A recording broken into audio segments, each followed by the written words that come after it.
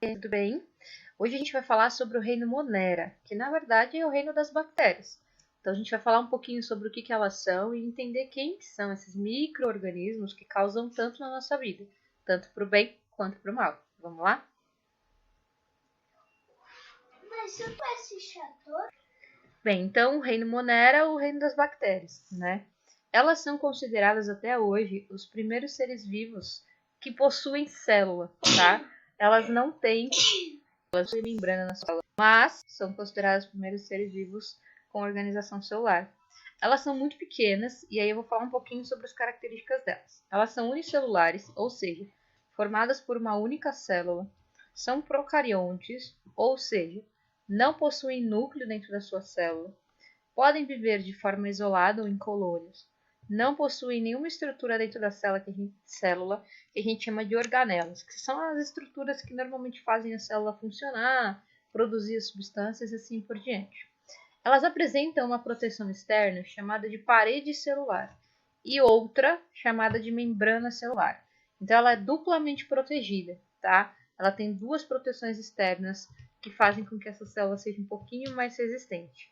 E apresentam citoplasma, que é uma parte líquida que fica dentro da célula, que é uma parte meio rosada, que faz com que todas as estruturas internas fiquem mergulhadas nele, certo? As bactérias podem ser classificadas de três formas, tá? Aqui a gente vai falar um pouquinho sobre elas, tá? As arqueobactérias, que são produtoras de gás metano, que são bactérias menos comuns no nosso dia a dia. As eubactérias, que não possuem parede celular, ou que têm parede celular e são chamadas de gram-positivas e gram-negativas. A gente não vai usar muito essa informação, tá? E as cianobactérias, que também são conhecidas como algas azuis porque elas fazem fotossíntese, tá? Aqui tem um pouquinho de cada uma delas, tá? Então, essas daqui não utilizam oxigênio para poder sobreviver. Elas são encontradas em lugares muito extremos, por isso que elas não fazem muito parte do nosso dia a dia, porque elas são encontradas principalmente em regiões muito quentes ou com condições extremas, como um vulcão, por exemplo, tá? Aí a gente tem as cianobactérias, que são conhecidas como as algas azuis. Essas daqui fazem fotossíntese, então elas têm clorofila, que é a mesma substância que a gente encontra nas plantas, e são capazes de fazer o seu próprio alimento, beleza? E o grupo que mais afeta a nossa vida, que são as mais comuns, são essas daqui. Elas não têm parede celular na sua estrutura, que eu falei que eles tinham duas proteções, essa daqui tem uma só, que é só a membrana.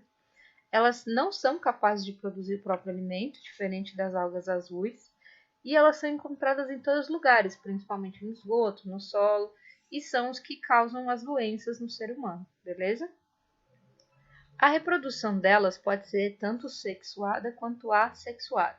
Vale lembrar que a forma assexuada é aquela que não há troca de material genético e que a gente tem formação de clones, digamos assim, entre os indivíduos, tá? Que é o caso aqui. Na assexuada a gente pode chamar de esporulação ou bipartição.